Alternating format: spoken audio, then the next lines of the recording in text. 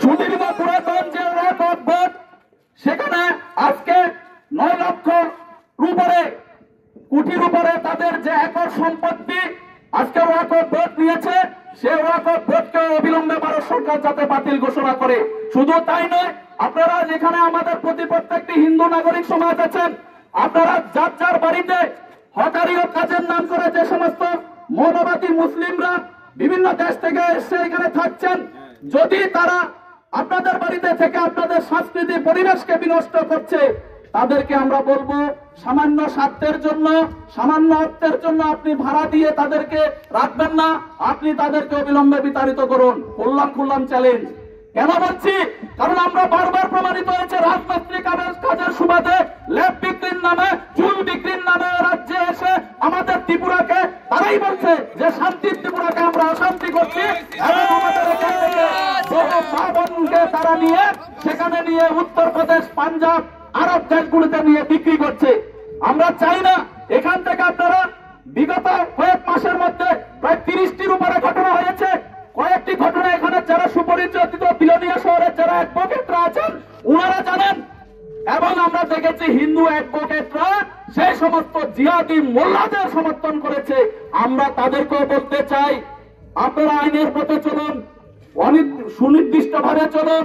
আপনারা শুধুমাত্র একটি সম্প্রদায়কে সমর্থন করে বিস্তীর্ণ হিন্দু সমাজকে আপনারা ক্ষতি করছেন, তার জন্য কিন্তু সমাজ আপনাদেরকেও দায়ী করছে। আপনারাও কিন্তু মুক্তি পাবেন না। অবিলম্বে ওয়াকফ বোর্ড বাতিল ঘোষণা করতে হবে, এবং এই যে পাইকারি হারে যে সমস্ত রপ্তানিকারী হকাররা আমাদের দেশে এসে আমাদেরকে ক্ষতি সাধন করছে, তাদের প্রতি তীক্ষ্ণ দৃষ্টি রাখতে হবে। এবং সবাইকে বলবো আপনারা সচেতন হবেন। আমাদের এই পরম্পরা, আমাদের এই সংস্কৃতি সম্পর্কে আমাদের নবীনরা জানে না। যারা আজকে বিদ্যালয় কলেজগুলোতে পাঠদান করছেন, এখানে আমি র্যালির মধ্যে দেখেছি অনেক শিক্ষকরা এসে সামিল হয়েছেন, অনেক ভালো ভালো মানুষ আছেন। আপনারা সমাজকে সেই বাতাবরণটাকে শুধু দেন, হিন্দুত্ব সম্পর্কে, সনাতনী পরম্পরা সম্পর্কে দেন, যাতে আমাদের ভবিষ্যৎ প্রজন্ম শিক্ষিত হতে পারে।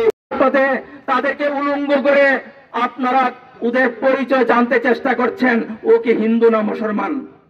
যদি কোনো হিন্দু হয়ে থাকেন তাহলে উনার উপর অসম্মানজনক ভাবে উনাকে চেক আপ করা হচ্ছে। কিন্তু বন্ধু, আপনারা সতর্ক হয়ে যান। আপনাদের এই সীমানা পার হতে মাত্র আমাদের 1 বিগত সময় লাগবে।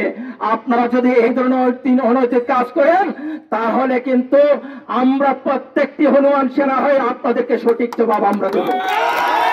খালি হাতে নয়, গদা হাতে নিয়ে, শস্ত্র হাতে নিয়ে, যার যেমন খুশি যখন যা প্রয়োজন তা হাতে নিয়ে, প্রস্তুতি নিয়ে আপনাদেরকে সঠিক জবাব দিতে আমি প্রস্তুত রয়েছি।